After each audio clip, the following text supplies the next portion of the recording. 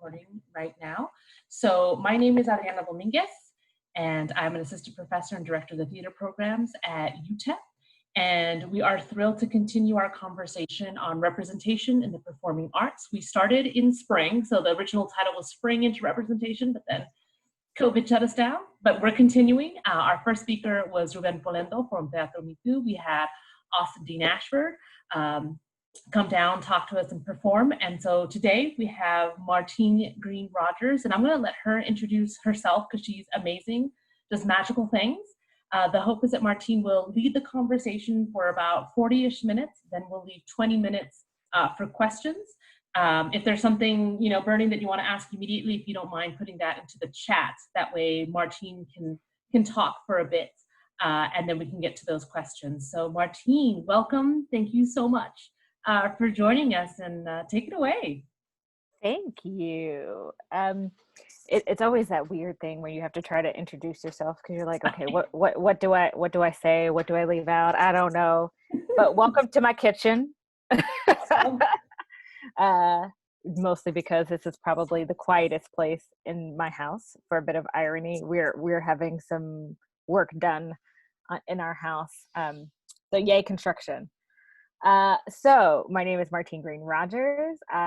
She, her, hers. I am a assistant professor at the State University of New York at New Paltz, but I actually technically just found out I got tenure. So I guess yay! The title of assistant professor is short-lived because it will be associate come fall, which yay! And I am now for the past few days, a couple of weeks now, the past president of the Literary Managers and Dramaturgs of the Americas. We just had our annual conference back in June, and I got to hand over the reins of the organization to my successor, which was exciting. And can I just tell you, planning a virtual conference is both amazing and probably one of the most intense things I've done in a really long time. Mostly because you're just like, because let's just be honest, y'all, Zoom fatigue is real. That is real. And who knew that talking to people, not in person, but over computers after several hours can just get absolutely draining.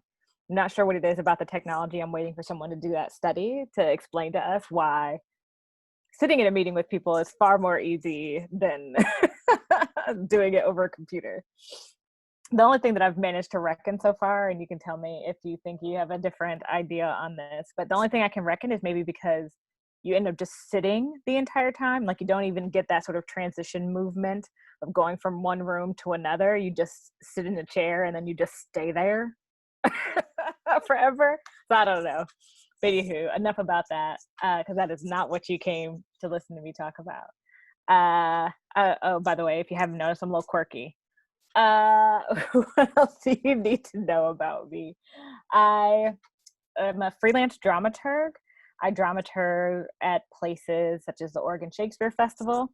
I had 2 unfortunate shows that succumbed to COVID-19 that I was supposed to do this season, and those shows got canceled. So there's that. But my normal haunts are the Oregon Shakespeare Festival, Court Theater in Chicago, Salt Lake Acting Company in Salt Lake, Utah, or Salt Lake City.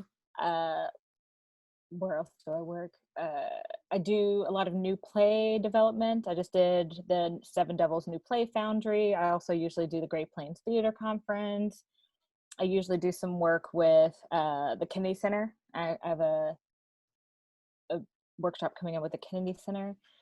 And I also have been doing a little bit more dabbling into writing. So right now I am working on a podcast project with Lauren Gunderson, Bill Demerit, Reggie White, Jamie Ann DeMero, and Leah. I forget Leah's last name. She just actually joined us as of last week on the project. And then I also am the victim of a COVID pushed back, maybe canceled. It's in that funky limbo production. I did the adaptation of the Jason Reynolds young adult novel Long Way Down, and that premiered at the Kennedy Center back in 2018. And it was supposed to be happening at Steppenwolf, but I have no idea what's happening at Steppenwolf right now. Especially, I don't know if any of y'all keep up with the scuttlebutt, but they just laid off / furloughed a whole bunch of folk, and unfortunately, that is the death and destruction that is happening within our industry right now. And I also do some directing. I'm about to go into rehearsals at the top of August for a Zoom reading of a play for the Ashland New Play Festival. And I'm also we're about to start pre-production on a who knows when it's actually going to happen production of Alabaster, which is part of the National New Play Network rolling world premiere of Alabaster by Audrey Cephaly. So we'll see if any of those things happen at this point. And I say that both laughing, but mostly to laugh to keep from crying, if that makes any sense. So that's a little bit of the bit of an intro, but I realized I just forgot an important part, because part of my identity, besides being a practitioner, is also being a scholar. And I enjoy that part of my life just as much as the part that practices theater. I always like to tell my students that I don't think I could be the educator I am if I wasn't doing the things that I was doing in the rehearsal hall and bringing that information back into my classroom. So I teach, I'm the head of the theater studies program, and at SUNY New Paltz that basically encompasses directing, stage management, directing. Did I say dramaturgy? I don't know. I probably said it at some point. And and then also arts management, etc. And so I teach personally classes such as devising in the theater, dramaturgy, race, gender, and performance, world theater, Asian theater, a lot of the dramatic literature classes, but those are the ones that I cover. And then I have some additional faculty who are in the department who are in other areas that also help supplement the area. And we just got before COVID shut out all the hiring down, someone in to join me. And so I'm super excited that Dr. Matthew Chapman will be joining us in the fall, whatever the fall looks like. I'm just going to keep being slightly salty, slightly unsure, slightly sassy, slightly funny about all of this, because who knows what this is going to be. So yeah, that was a really long-winded way of saying, like, that is who I am. I'm working on, and I know this is going to sound ridiculous as it comes out of my mouth, and believe me, it actually is ridiculous. I'm working on 3 books right now, all of them that have advanced contracts. And so hopefully within the next couple of years, you will see some books coming out on, I'm working with a co-writer on one on the intersections of design and dramaturgy. I'm working on one about the intersections of devising and dramaturgy. And then the last one is, I forget, Routledge has a whole series of annotated scripts that they do for high school and college audiences. And I got asked to do the annotated one on The Mountaintop by Gatori Hall. So working on that. So I like to keep myself busy, bit of a glutton for punishment. Yes, please, and thank you. So that is Martine in a nutshell. So, and Eduardo, thank you. I saw that, thank you. So just to give you a little bit about my journey, I have to admit that one of the things that I like to say is that there's a whole lot of luck, a whole lot of fortitude, a lot of really amazing people who have fostered me and mentored me along the way, and all sorts of other things that combine to create the story that I'm about to tell you. But essentially, I've been doing theater since I was 4 because my grandmother thought I had way too much energy and not a constructive place to put it. So I started, I think, as most people do when you're 4, as a performer. And then during my college years, I was double majoring in theater and history because I've always just had a love of history. And I remember having a really amazingly life-changing conversation with my advisor at the time. she was like, you know, Martine, you're such a great performer, but have you heard of this thing called dramaturgy? And once she explained to me what it was, and all of this is happening at the beginning of my junior year of college, mind you. So having this conversation, and she's like, have you heard of this thing? And I was like, wait a minute, they do what? Wait, what? That's a thing that people do in the theater? Can I have more of that? Can I have all of it? Pretty please? So I did probably the most amazing course correct in the middle of my educational experience, especially being that I went to a small liberal arts college in Virginia Beach, Virginia. Virginia Wesleyan College then, now is Virginia Wesleyan University. And so there weren't necessarily tracks. Like at my particular university, we have tracks. There are people who are in design tech track. There are people who are doing theater studies. We didn't have tracks. You just kind of did the thing, whatever it is that they told you to do. And so I made a petition. I said, I know that in general, most of what we're supposed to do is like be in shows and take acting classes and stuff like that. I've done most of that. Can I just dramaturg all the things all the time from now on and get away with that? And for the most part, she let me get away with that. But she was like, no, I do actually need you to be in some shows every once in a while, Martine, because you're actually one of the few people in the department who can carry a tune in a bucket. But, but in the end, I just sort of went all in terms of learning as much as I could about dramaturgy. And essentially, I became the resident dramaturg in my undergraduate class because it was just exciting to me. It was an opportunity to ask the questions that I think I was really interested in asking about why we create theater and what theater are we creating and how are we creating it and who's helping create it. All of those questions were the things that I really wanted to tap into, even at the tender age of like 19, 20. So I started doing that. And so when it was time to go to graduate school, my advisor, back to those life-changing conversations, my advisor was like, Martine, you should go to grad school because there was only so much that we could do for you here. And I think the questions that you have, the thirst for education that you have is something that you should continue.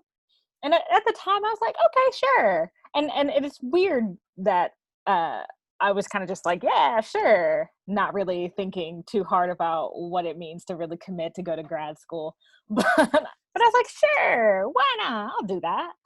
And so I ended up, because I was a little undecided about the specific track of going just into dramaturgy, because at the time, you know, it was still kind of a weird nebulous thing. And then there were definitely no people who looked like me doing dramaturgy that I knew of at the time. So I did a really weird fate thing and I applied to 5 different grad schools for 5 different things and just waited to see what happened. And I don't know if I should be proud or sad about this, but I only got into one school and it was the one with the dramaturgy program. So I'm guessing that was fate telling me where it was that I was supposed to go. I'm gonna pretend like I'm not salty that I didn't get into like NYU for acting or that I did, I'm just gonna pretend like I'm not salty about any of that. So, so then I ended up going to the Catholic University of America in DC and back to another sort of life-changing experience. As much as it pains me to know how much I still owe on my student loans from that 2-year degree, I discovered what dramaturgy truly is during that time. And not that, my undergraduate education institution didn't try to foster that in me, but there was just so much more opportunity being in DC because of all the theaters in DC and just all the different types of theater in DC. So I spent my DC years, part of the program at Catholic requires internships in your second year, and you do 2 of them, one in the fall and one in the spring. And so I spent my fall at the Folger, and then spent my spring at Cinetic, which is, if you don't know Cinetic or have heard of Cinetic, it's a movement-based theater company. And one of their sort of most famous shows is the Silent Hamlet that they do. And so I found out what it really meant to try, and I think that time with Cinetic, not that my time at the Folger wasn't amazing. Like I got to meet Patrick Stewart and, you know, and Derek Jacobi. And so I'm like, yeah, but I really learned or really had an opportunity to stretch what my understanding of storytelling was when asked to help craft story, craft narrative without text. And so it's just a really huge moment in terms of thinking about and sort of put together all the things that I think my brain had been doing for a while, but never had really had a chance to connect as to what it was that was happening in my brain in terms of how we make stories with every single solitary element that shows up in a room. So not even just on the stage, but in the room. That is our storytelling experience. That is what I truly learned during that time. And I think that also set me up for a really interesting path in terms of my later and sort of more recent dramaturgical experiences that have really started to stretch outside of theater itself. And what I mean by that, and I'm getting a little ahead of myself, but just to preview what I mean, I've been doing a lot of musicturgy. So I worked on a show with the Louisville Orchestra, which was amazing. And dramaturging an orchestral piece is probably one of the most challenging and exciting things I've ever done in my entire life, because I learned so much about how the music world works, which looks nothing like what we do in the theater. There's some things that look like what we do in the theater, but all of it is on a very truncated schedule, and they get paid a whole lot better to do it than we do, which is sad and unfortunate and true. So there's that. But then I've also been doing a lot of digiturgy. I've been like curating digital spaces, thinking about how we tell stories in digital spaces, which, unfortunately set me up for a moment like this in a way that I would have never expected. So this moment in history, I find myself, so like I just did near back in, was it May? Yeah, back in like early May, I did a 2-week virtual workshop for Yale on digiturgy, because they're all those dramaturgs are now in the process of having to figure out how to navigate this digital world. And it just so happens this is something I've been doing for quite a while now. And how do we curate story in a digital space that's not film? So that's sort of my short preview that I'm sticking to, and we'll come back to that in a little bit. But that time was amazing. And of course, back to fortuitous conversations with advisors.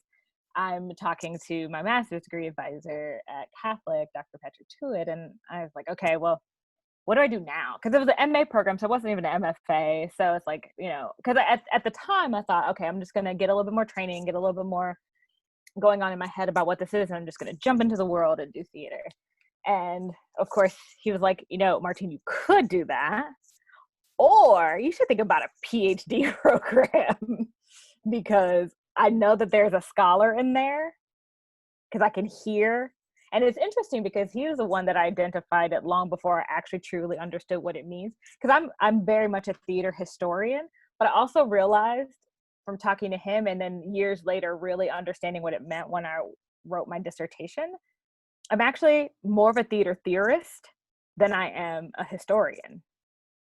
And so, and like at the time I was like, I don't really understand the difference. And it took me a while to actually understand the difference, but we can get into that at a different time. But he's like, I think you really should think about doing that. One, because I think you'd be an amazing educator, but then two, I think there's this part of the way that you think about theater and how you use the work that you are doing in your rehearsal halls to really influence the way that you generally think about all of this. And then especially since I've always had a bit of, not even a bit, it's I've always had a social justice stance to the way that I think about theater. So the questions that during my master's degree I started asking were questions about accessibility and sustainability, but not sustainability just from an ecological standpoint, but from a land justice territory perspective, and really thinking through what are the systemic barriers that exist in terms of people being able to participate in the theater, what are like, these are the questions that I really started asking during that time period.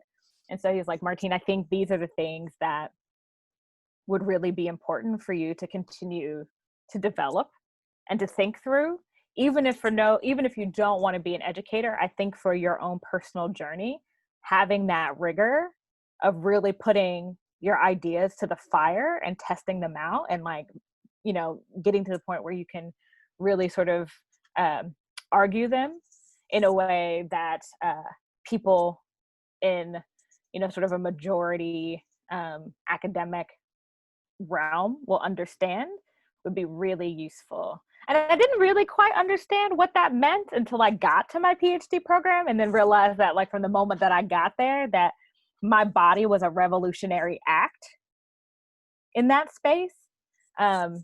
One, because I got my PhD from the University of Wisconsin-Madison, and I ended up finding out that the running joke at UW-Madison is that there could only be one Black person in the PhD program at a time. And I was like, I don't understand why that's a running joke. And then I realized why it's a joke that's actually not very funny, because it's actually true. And even now it's still a thing where there's usually every 3 years, there's only one Black person cycling through. And part of the reason why is because we were asking all of the questions that they were not prepared to answer and didn't want to think about answering. So I think they were just like, we can't have too many people asking these questions around at any given moment. Otherwise, we might actually have to confront our own, like, systemic issues in the department. Because there were a lot, and I'm not saying this to poo-poo them, but in the end, I think they end up poo-pooing themselves, because I don't know if any of you listen to any of the fun academic scuttlebutt, but one of the most amazing things that I didn't even know was a thing that could happen was the day that entire department fell apart. Essentially, the short version of this scuttlebutt, that's actually not scuttlebutt, it's truth, is the department split in half, and all of the practitioners up and left the College of Arts and Sciences and moved into the College of Education, because they didn't want to play nice with any of the academics in the department anymore. And I was like, that's how wait, what? And the only reason why, of course, me being who I am at my core, like, to me, the academic side of it, the scholarly side of it, cannot exist without the practitioner side. Like, what is it that we think we're writing about? So in the end, just the entire split was so, we all saw it coming a mile away, but we were also, and this actually happened long after I had graduated, but the seeds of the splintering were already there while I was there. But part of the reason why is because of all these questions that were being asked. And so all of that contributed to the sort of total breakdown of the department. But I digress. So one of the things that I found during my PhD program that would back to changing, or not even changing trajectories, but really just influencing heavily the work that was to come for me, is that they had hired Patrick Sims from the university. He had just gotten his MFA at the University of Milwaukee, and he started a Theater for Cultural and Social Change program at UW-Madison, and I became the first TA that he had for that program.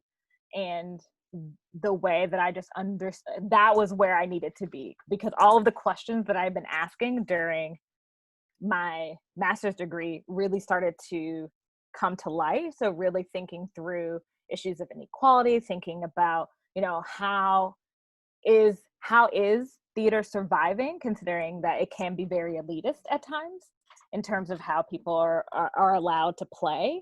And I mean, even now, I think about the conversations we're having now. How many of you can just throw up a hand or throw up a emoji hand about did you see We See You White American Theater and the demands that were being made? Okay, so if you haven't seen that, I would highly suggest just checking it out. It's WeSeeYou WAT.com, if I remember correctly. But I'm sure if you just Google We See You White American Theater, it'll probably come up, because it's just a thing that has popped up recently that has been very interesting. But the questions that they're asking and the things that they're demanding are the same things that I've been thinking about for a really long time. And what would our industry look like if we actually really revised how we exclude?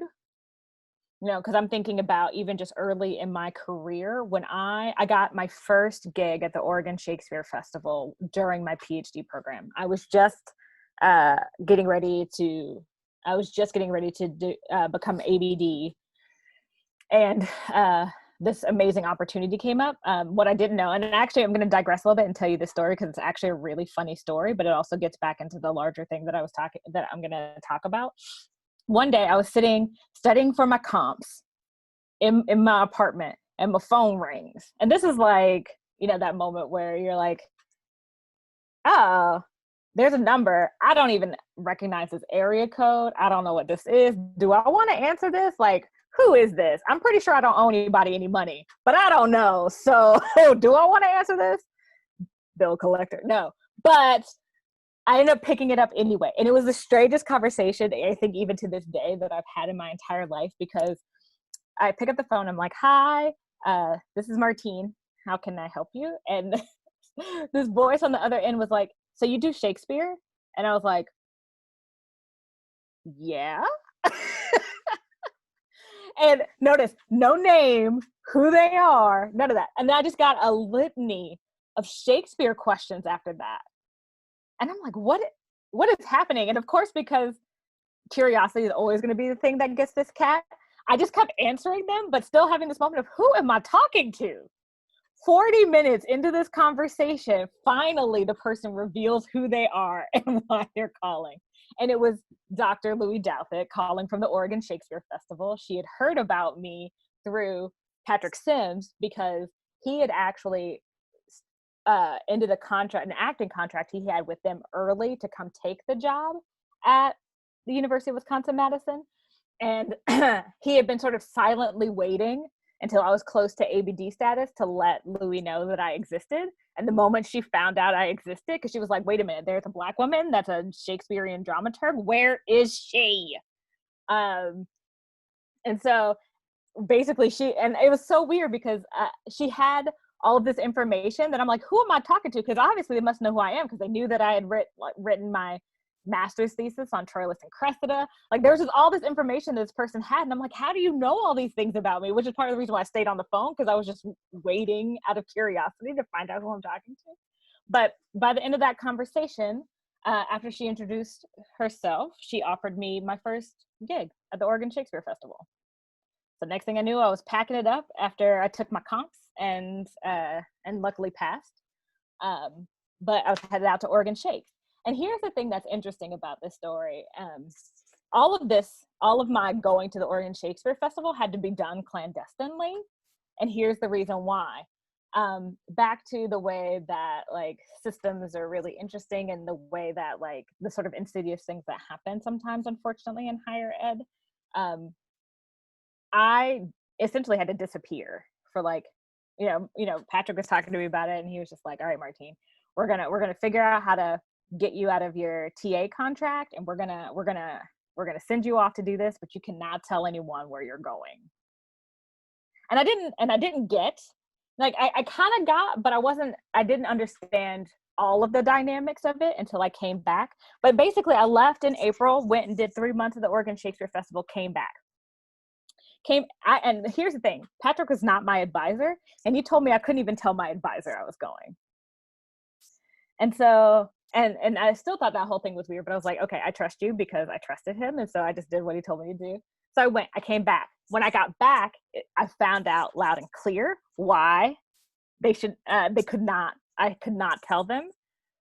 I show up at school, it's August now, so I've been gone since April.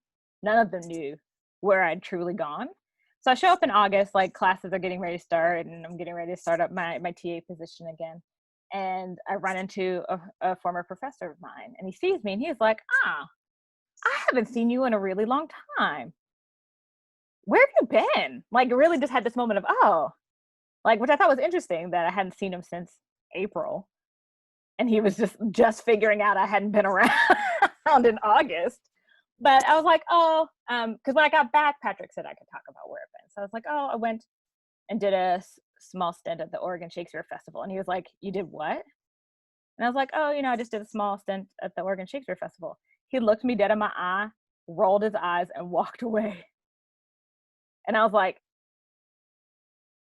uh, uh, don't. And I remember I was in the main office, and the secretary, the administrative assistant was there. And I was like, what just happened? And she was like, oh, this might not be good, Martine. And I was like, what? And I found out that there were a couple of professors in my department who have been trying to work at the Oregon Shakespeare Festival for a really long time. And and I ended up becoming sort of the fodder of professional jealousy, even though I shouldn't have been, which was the strangest thing I'd ever experienced in my entire freaking life. Because I'm like, I'm a grad student. Like, what do y'all care where I've worked? But anyway, digressing again. So anyway, but part of the reason why I bring that up is because back to thinking through issues of like social justice. One, that time at Oregon Shakes was really interesting to me because I got there right in that weird moment where they were transitioning from Libby Apple to Bill Rausch. And the entire Oregon Shakespeare Festival went through this huge shift during Bill's time there in terms of thinking through issues of social justice, thinking through equity, diversity, and inclusion. And I would say in some ways they're probably one of the forerunners in terms of even thinking about anti-racism in the theater. And so back to that sort of fortuitous thing where I found people who were having the conversations about theater I wanted to have. And working there really showed me that there were places that existed that were really interested in these same conversations as well, and that it wasn't just me in my brain having this theoretical conversation with myself about how this could work or how it should work, and that there were people who were like-minded.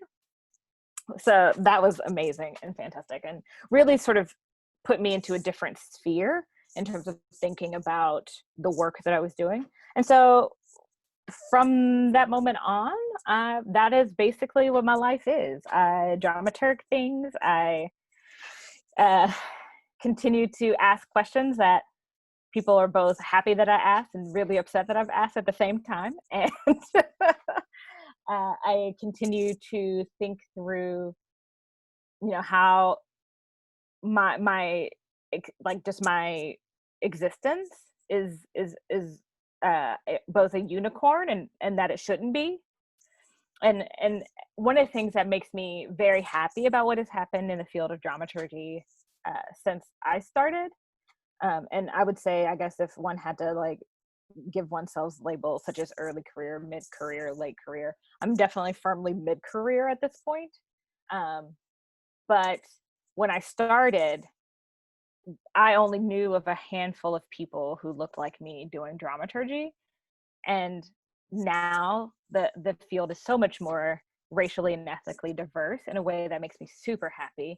Mostly because back to, if we're thinking about storytelling, like, and this gets back into what I was kind of talking about earlier in terms of the way that the place I've sort of found myself inhabiting in the world of dramaturgy, like the running stories. If you have a really interestingly structured play that is definitely not Aristotelian, give it to Martine. Her brain can work that out. And so I do tend to get projects that are really exciting to me, but definitely not necessarily the most standard of plays. Or if it's doing something, it's really stretching a concept or an idea to its furthest limits, and asking how do we continue to tell this story in this way that we're telling.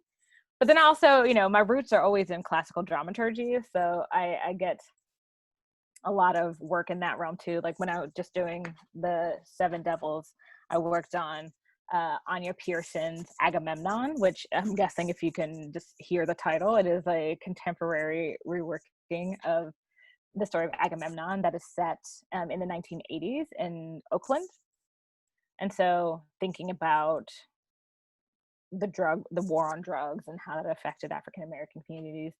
So and really part of what is, you know, the thing that people were asking me really to do, and the questions they were asking me to ponder, besides also, you know, obviously just like new play development and structure stuff with the playwright, is why this play now, and really digging into what do we learn about the way that our society works via this new reframing. You know, what is similar, what is different, and what that story contributes to a larger thinking in society. So anywho, I feel like I'm a couple minutes shy of my 40 minutes, but I'm gonna go ahead and just say I'm open to questions because I can be. Thank you, Martine. Yeah, and I know some people have already been putting in the chat, they have some questions. So if you do have a question, just because it's a smaller group, feel free to unmute yourself and go right ahead. This is what this conversation is about. So if you have a question, unmute yourself and ask.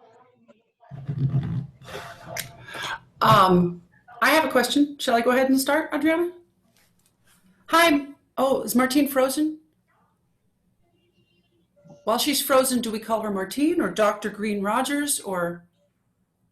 Martine, do you have a preference? I call Martine Martine. That's how I know her. But yeah, it does appear that she's frozen. I'll send her a text. Let me.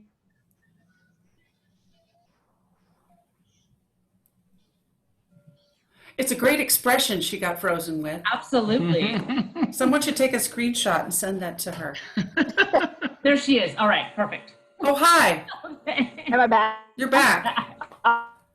Martine, thank you for visiting with us. I'm like, Martine, it's fine. Are we okay? We were echoing a minute. I can hear you. Okay. I'm Cherry. I direct opera at UTEP. Thank you for being here with us. She's frozen again. Okay, there she is. So I have 3 questions, 2 of which I hope are very short. The first one is, do you know my friend Corey Ellison? He's a dramaturg for the opera world. I don't, but I have to admit the opera places don't get to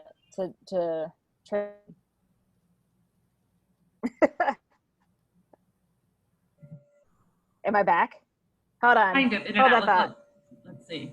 Let me do this. Oh, I realized what's happening. Apparently we're just having issues in the Hudson Valley because I also just lost my.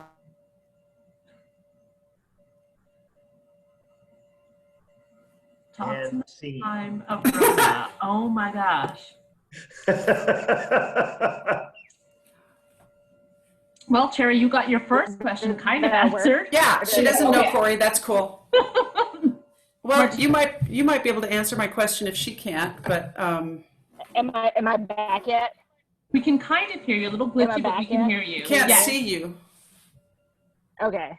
Hopefully that'll clear up soon, but ask your second question. Okay. So I'm interested in representing more varied cultures on stage and in the music that I sing, as well as the music that my students present on stage. But specifically as a singer myself, I'm just curious about,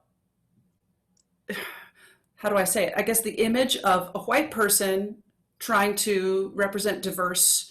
Like I want to do a recital of music by Latin American female composers. And I think to myself, well, that would be a much better project if I was Hispanic, but I'm not. But I don't see too many other people doing that music. And I feel like that music needs to be heard. And so that's just a specific example for a general question of white folks trying to bring diverse repertoire to light and how that's viewed.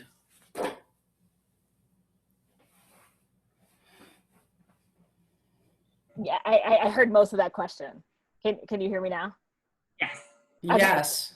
Yay. Okay. So number one, my first thought is one of the best things that you can do in terms of thinking this through is maybe the best thing you can do is have a producerial role in this. Have a what role? Producerial. Oh. So produce, but maybe, help hire the people who could, number one, identify more ethnically towards the communities that you're looking and the music community that you're looking at. So like, what does it mean to, potentially say, okay, I'm really excited about this idea. I'm going to either co-direct or co-host or co-produce or something like that in terms of allyship. And part of the reason why I think that is important is because, beyond just the fact that we're trying to create a more equitable world, we need just there need to be opportunities.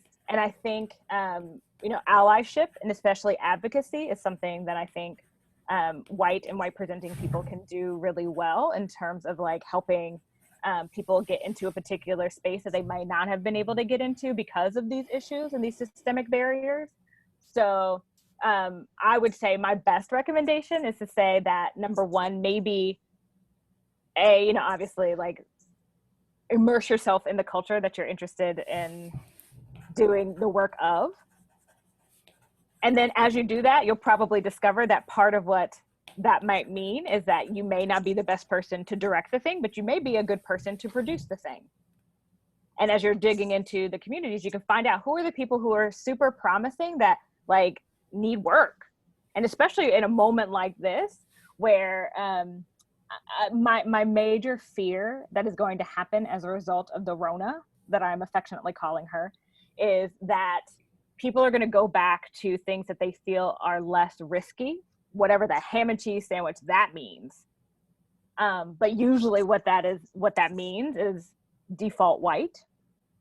And when that happens, we have gotten into this really interesting place in American theater and other sort of American artist institutions that we feel like the only thing, for example, the only thing that Martine can do is dramaturg Black stuff.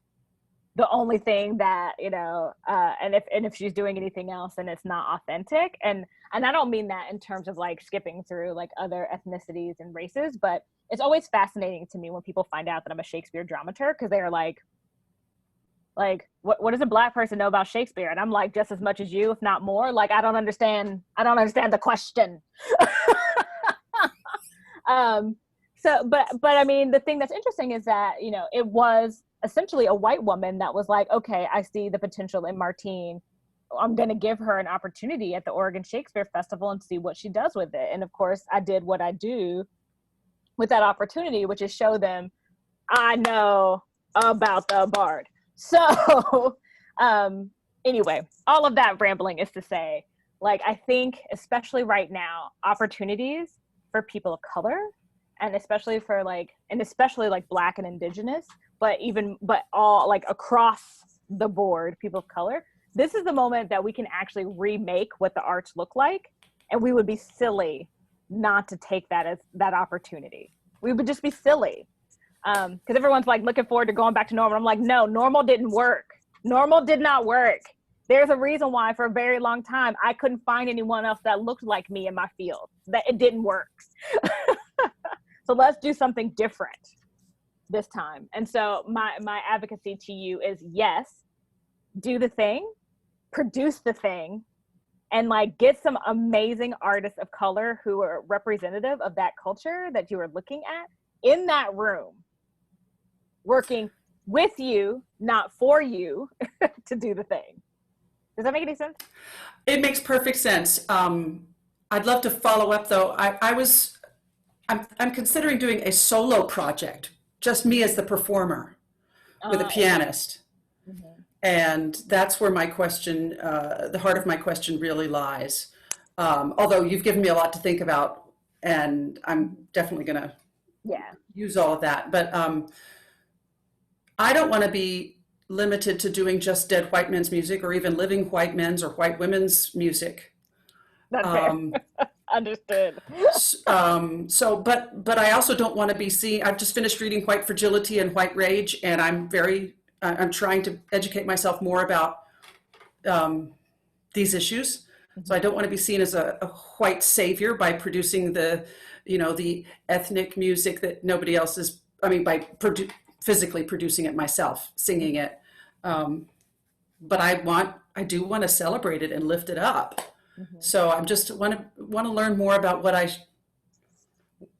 is that okay or not, I guess. And I mean, to be honest, like I'm not going to be an arbiter of what you should do with you and your artistry, but my instinct is that the question always lies in a few things. Number one, why do you want to do it? If it's because it's people aren't being exposed to it, then my next follow-up question is like, what are the systemic reasons as to why? And then how can you help with that? And like I said, I'm not saying that you should be limited to just like singing dead white men stuff, because that doesn't sound like fun either. But you know, there is something to be said about what happens when I don't want to call it necessarily opportunities being taken away, but like, you know, I would say really just dig into the systemic issues around why this music has that you're specifically looking at has not had more of an opportunity to be seen, because maybe you'd be surprised. Maybe there are in certain communities that work is actually being done. We just don't know about it because it's not necessarily mainstream communities. And maybe part of what your advocacy can do is bring that to light. So, you know, back to, I understand that you want it to be a solo project, but what is the harm per se in like bringing other people on board with you to do the thing? It's a more complex question because I'm a soloist and I would be taking this program to various universities around the country or the world, if possible, and Yeah, on a very, very limited budget. You know, there's not fair. There's not airfares for multiple people. That's fair. But I could, you know, it's an idea right now. So I'm actually gonna give you a word of advice someone gave me, and I actually ended up learning that is actually very true. If Great. we're talking about, like, for example, educational institutions, they have money. The question is, how do you get them to give it to you? And really back to, that's where the advocacy can come in, because you would be surprised some of the stuff that you can get done if you can convince the right people that they should spend their money on that. Great, thank you. Like, I'll be the first one to admit that I'm all about, like, I just like, it's so interesting to me, this like the whole thing with like the football team from Washington. We're just gonna just leave it at that. But, you know, people are like so surprised that somehow when like the team got hit where it really hurts, which is guess where, their wallet, all of a sudden things changed. And I'm like, yeah, no, that we all knew that. You get them in the wallet. They're gonna, amazing thing. Someone who said never in all caps is now rethinking that because FedEx was like, I'm not giving you another check until something happens. And I'm not saying that, I mean, I'm saying it flippantly, but I'm actually being serious. Like, I've noticed even in my own institutions that I've worked for educationally, that it's amazing what happens the moment you start leveraging money. Like, case in point, and this is not even a school that needed to have happen at, but I just got a grant, like, because I mean, you know, SUNY New Paltz has its issues, but like, you know, in the whole scheme of places where I've worked prior, like, it's actually a lot better than most places that I've worked in terms of like thinking, at least they're thinking through issues of equity, diversity, inclusion, and anti-racism. Like, there's some places, I was at the University of Utah before this, and don't even get me started about some of the shenanigans I encountered while I was there. But I ended up soliciting a foundation for a grant, got it to the tune of $225,000. And so, and it's funny because it just so happens that I had actually struck up a bit of a rapport with this particular institution, or with the foundation that gave the money. And so know that as I tell you the story. But when we were working out the sort of contractual nature of the grant that they were giving us, I said, I remember mentioning that all I really hoped that didn't happen was that there'd be another repeat of what happened to me at the University of Utah. And they knew the story because they had actually been a part of that story when I was at the University of Utah, because they had given me some money to do some work then too.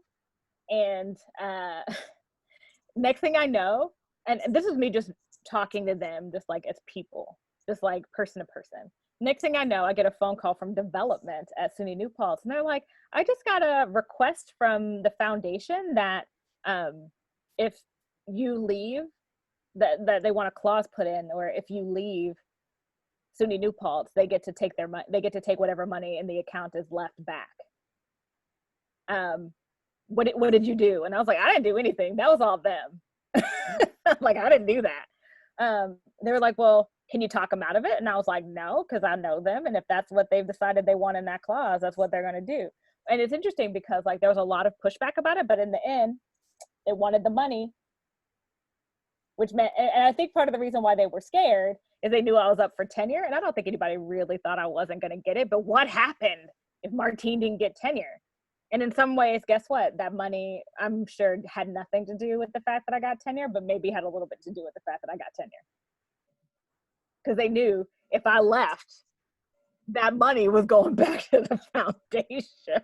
So anyway, all of that is to say that you'd be surprised the kind of money people can come up with when they want to actually like support the thing that you're doing. And so the question is, how do you leverage your allyship, your advocacy, especially as a white presenting person, as a white person, to really advocate for people who don't have opportunities, and for moments, and for art that hasn't even had a chance to grace a stage because systemic barriers. So that was a long ramble. We have about 10 minutes. I know Eduardo has had sorry. for a long time, and I know Nicole, you had a question too. So let's get to Eduardo's question, and then we'll jump to Nicole's. I'm so sorry. You still on? Okay. Yes. Okay. I just took myself off. First of all, I'm asking this in the context of a parent.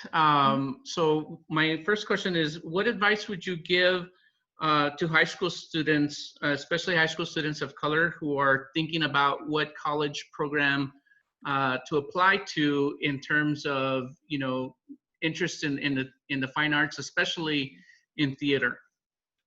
My first advice would be take a look at their website. What do you see? And then after that, don't stop there, dig deeper. Like I always tell students that come to SUNY New Paltz, talk to the students who are here. No one's gonna tell you better what it's like to be a student here than they will. And not because any faculty members are particularly trying to pull wool over anyone's eyes, but there are just things that happen that we don't see because we're faculty members. Like if someone is acting the fool and being like racist or problematic or sexist or whatever, they're more than likely not going to do it in front of us because they know there may be repercussions to that. So, you know, really ask the students, what is the climate? What is the culture? You know, really take a look at seasons, and as far back as you can look, like hopefully they have some sort of archive of like past seasons. Like what is the work that they're doing? Has it changed, shifted, evolved at all over the past like 5 to 10 years? Because if the answer is no, then you probably don't want to go there. Because, you know, back to, unfortunately, actions speak louder than words. You can put up a lot of pretty pictures of like the few people of color that you have running around your building, but that does not necessarily mean that those people feel welcome. It does not necessarily mean anything besides they took some pretty pictures of people of color. So, you know, ask the hard questions, and don't be afraid to ask the hard questions, especially if you're talking to students, but even like ask faculty the hard questions, because I think, you know, as much as I want to resist the idea of higher ed being a business, and resist the idea of the fact that you're buying a commodity, like in some respects, your education is a commodity.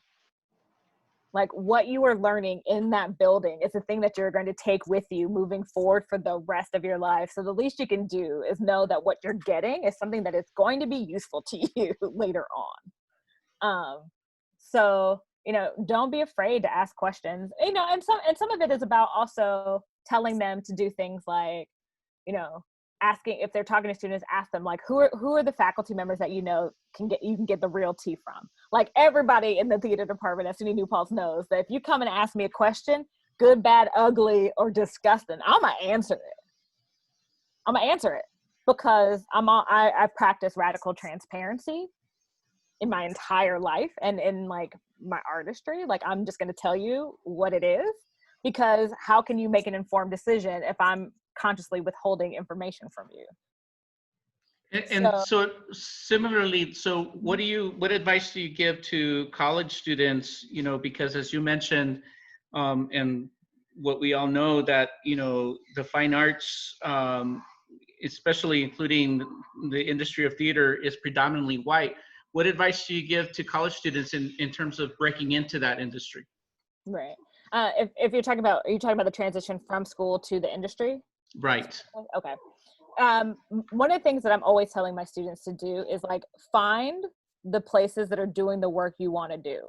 Like figure that out before you leave. Like I really target my juniors, especially in undergrad, and say, okay, now that you have some sort of semblance of like understanding what this thing that we call theater is, what do you want to do? Let's start actually thinking about and actually build into my syllabi, depending on classes that people are taking, an opportunity to actually do some work to figure out where are the places that are doing the work that you want to do, because then that's like, these are the moments where you start to really, and then part of the reason why I make them do this their junior year is that they find the places, they can kind of hone in on the places that they want to go, and then really start to do the reach out. Like find out what kind of skills do I need in order to be able to work there. Let's build that so that by the time you're in your senior year, you're already working on those skills so that you are more employable by them. And if you've already reached out, talking to someone there, that has already given you an opportunity and an in, because as much as like this isn't right or fair, but is theater, a lot of theater is not necessarily just what you know, but who you know. So if you've already started to establish some connections before you've even graduated and gotten a piece of paper, that puts you in a totally different place. And I think a lot of times undergraduates specifically don't realize that like theater people are a lot more accessible than you think they are. You know, one of the things, like for my dramaturgy class, for example, as an assignment, is I tell them to find a playwright that they really adore, find their Twitter handle, and then at them and see what happens. Thank you. I appreciate it. I want to give the last person the. Oh my gosh, I didn't realize I keep rambling. I'm so sorry, That's Nicole. okay. Nicole. Okay, so I saw you speak like, what is it, like 5 months, a million years from yesterday? I don't know. Right. And then I joined LMDA because I was like, I need to hear this lady speak more. Which like, if you guys get a chance, just like go on that website and it will give you joy. But the question that I have, and that kind of came out of that conference, was how LMDA is the dramaturgy. I don't know what it actually stands for, but it's the Dramaturgy Association, Association of Dramaturgy. I'll do it. It's great. I'm a part of it. It's fine. But so part of what came out of those conversations was this whole idea that's kind of been ruminating in my mind since grad school of like, why do we, and I'm a design teacher, why do we teach design from the aesthetic of, well, this is how the Greeks do it, and then we go through and we go to Italians, and, you know, like that's how we do it, primarily because I find that my into design is through character. I always think that a design is a character in and of itself, usually because it's the first thing people see, you know, depending on whether or not you have actors sitting on stage in the beginning moments. But my question is how none of the books are written that way. And so, and sometimes you get stuck as an educator in the whole, well, this is what the professor before you taught, and the professor before you was a white man, and so this is what you need to teach. And so I'm trying to figure out a way to get out of that cycle, just like I've tried to get out of the cycle of being a female in a heavily predominant male area, you know, especially set design is very male. And so I think I've kind of been spinning my wheels as to how to start those conversations, particularly in like, we have like a principles of scenery class, which is kind of like a stagecraft as well as scenery, you know, how to do it. And so I don't know if it's I don't know if the way to start in is, okay, well, what is theater? Okay, theater is a story, you know, and let the students kind of create their own definitions for it, and then talk about, okay, well, what is scenery? You know, and not start from the aesthetic of, well, of course you have a skene front, and, you know, of course that there are 3 doors, you know, like, you know, like, of course we need 3-point perspective, you know, like, I want to start from another more honest place of kind of the spark of theater, rather than, well, this is what we, you know, this is what Western theater considers to be. theater? Let me give you one idea. One of the things Okay. that I love to do is I teach theater history. One of these days I'm actually, and I know that like Mapping Theater Histories came out recently as a book, and I need to actually finish, like I need to read that. But one of the things that I love to do is I teach theater history via time period as opposed to place.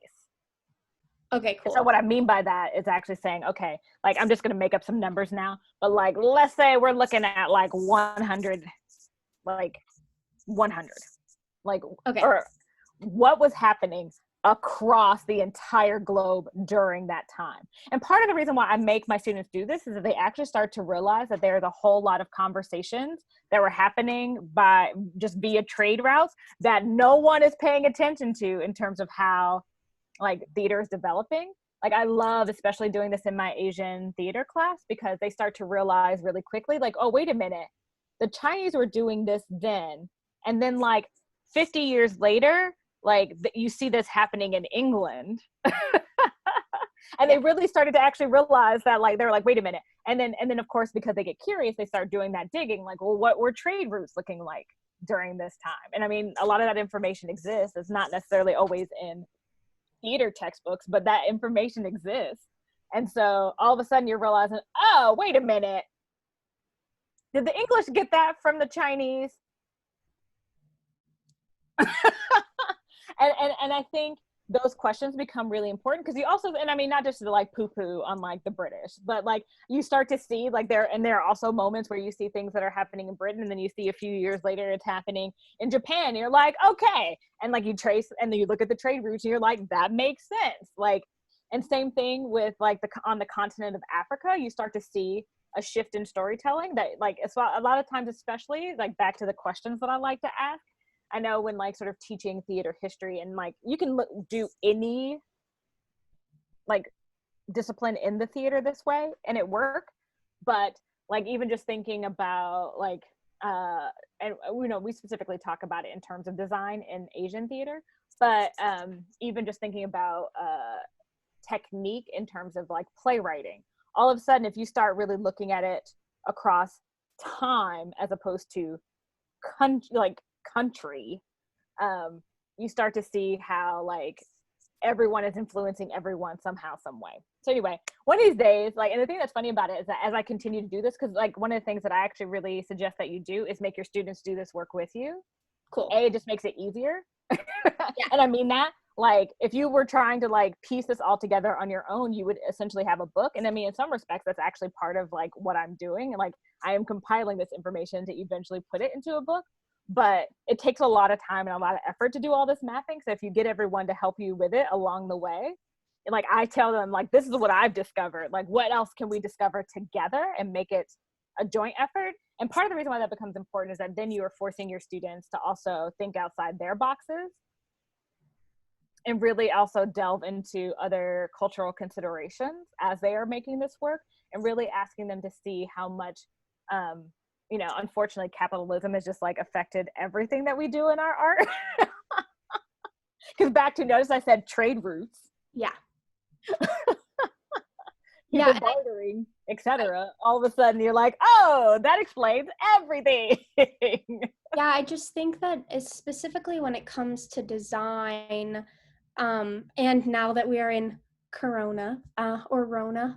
The Rona hurricane season, that I am looking for ways not only to keep students motivated in this time, but also motivated in their own stories. Mm-hmm. And that is, I mean, I feel like when I teach scenery of principles, I'm just like, yeah, the freaking Greeks, and you know, like, and just being like, but then at the end of that being like, but there's so much other theater, you know, like, you know, and it sucks. And I feel like my biggest problem is that what I like about theater is the black box more than the proscenium. Mm-hmm. But that's just because I feel like I'm more creative there. But I like the time because I think that the time, looking at it through as a more of a timeline rather than, well, this is what this was, you know, can help change it all. So hopefully I can. And it's really about changing perspectives, because Yeah. really, if we're looking at it from a viewpoint perspective, it's really about how are the arts being influenced globally? Because I think we think of the field of theater being so heavily influenced globally more recently, when that's not actually the case. That we have been influencing each other across this globe for a really, really, really long time, that we're not seeing because of sort of the Eurocentric, not even sort of, the Eurocentric way that we tend to teach theater. So I think, go down that rabbit hole. And like I said, make your students do it with you, because then it isn't as onerous on you in terms of doing all of this work. Turn it into a class project. You'd be surprised what you come up with. Yeah, I think that I think one of the projects that I'm gonna add in that I haven't added in because I was like, oh well, this is how it's always been taught. So is the Throw it out. I know, just throw it out. Is the picking a scenic designer, scenic artist, scenic maker, artisan, throwing that out there as like a pick someone from a different country, from a different mindset, from a different time, place, to kind of influence them a little bit more. I think you could do that. And I would actually be more specific and tell them, because if you leave it that open, then what'll happen is people, I mean, let's just be honest, students will always go for what's easy. So say, okay, you need to find an African scenic designer, like, or a Nigerian, like you can even be more specific, a Nigerian scenic designer. And the only reason why I said that is because like I can actually list a few just because of like my own work in terms of teaching world drama, or like a Cuban, which, depending on what's happening right now, may or may not be as easy as it once was to like find out that information, like who's working right now. But like, just be specific. Let's say we're gonna, spend a day going down this rabbit hole and we're doing it all together. Like let's pick a country, like, and I have a tendency to like to pick countries that I don't know anything about, because then it's an excuse for me to learn more.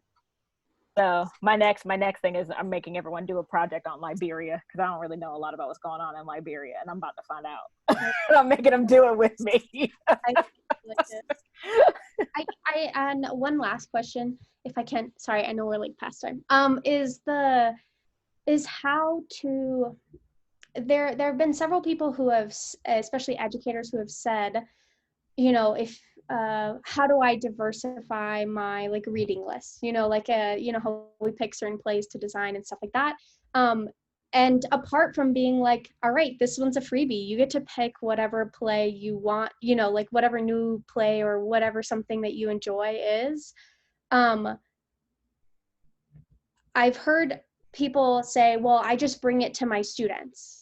I say, hey, like what are the plays that you guys are interested in, or, that you've heard of but you haven't actually read, and bring that into the class. So I guess what are your thoughts on picking plays for the class that exemplify a more diverse and inclusion worldwide, all that good stuff? Yeah. Well, number one, I think there are just so many curated lists that exist on the interwebs now, in terms of thinking about plays that you can do. So, I mean, first and foremost, you can always just Google 10 plays by playwrights of color, and it's amazing, all the random lists that'll come up. So there's that. To be honest, I always use my classes, and I mean this sincerely, as an opportunity to read things I've been meaning to read, because nothing will make you read something that you've been meaning to read, but like having to teach it forces you to read it. But then also I pay attention to like the suggestions that students have for like season selection, because I mean, you're going to get like a bunch of things, and it's not like you're going to program 50 shows. So obviously something's going to get left out. And if there's something in there that I haven't heard of or hadn't read before, I will automatically add it to my list of things to read. I don't necessarily ask them. I have not actually asked any students at the top of the semester, is there anything particular they want to read that is not on the syllabus? But I have done it one as like extra credit assignments. So like people who are looking at the end of the semester for some extra credit, I usually hand over like a day where people can bring in something that they've read on their own and give essentially a little report on it. I don't make them make it super long. They have to give like a plot summary, like what drew them to the piece, like really make it about like what's exciting to them about it. Because part of what I want to do is spark people who are in the class like interest in reading it, and usually nothing does that better than having someone explain why they're excited about it. And depending on if it's something that I have or have not read before, I will make mental notes myself. I'm always changing my syllabus for all of my classes. I never teach the exact same thing from year to year, just because it's just far more interesting to read other things. And I've discovered some like amazing plays and had some really interesting and really rough conversations. Not only rough in terms of like the conversation going south, just like talking about incest in like the incest that comes up in like Octavio Solis's Lydia. Like it's a rough conversation, but it's a good one. It's a good one. Talking about like, and especially teaching in New York State is always fascinating to me how little sometimes students know about the state that they live in. And so like, reading Mary Catherine Nagel's Mannahatta and like having a conversation about Wall Street and like how did the name Wall Street even exist? Like how did it come to being? And like no one, and the way that like what we think of Wall Street now versus what Wall Street used to be historically. And like people are always amazed. Like, so, I mean, I think, there are all sorts of ways that you can go about doing this. I think the only thing that would be a shame is if you didn't.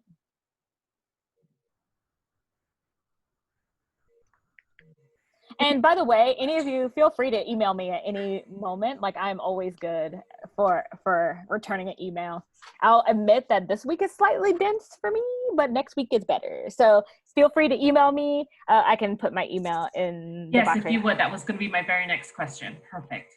I'm going to give you my Gmail. Awesome. Because not that I'm not paying attention to my New Paltz email these days, but it is summer. So you'll get a quicker answer if you're not emailing me at my school address. Just saying. Oh, Martine, well, thank you so much for your time and your talent and your honest perspective. I love listening to you. You're amazing and wonderful. Oh, well, thank you. Hopefully the stuff I said made sense. Absolutely. And we want to continue this conversation. And so we are going to try and have a speaker at least every month or every even couple of weeks. So we're going to have our next speaker, which is Mindy Leonce Escobar, and she's going to be on August 11th. Same form, Zoom, and everyone is welcome. We'll put it up on Facebook. But again, Martine, thank you so much. Again, this was recorded. So we'll always put our website and Facebook. That way we can continue these really important conversations. So thank you so much. Agreed. Yes. Thank you so much for having me.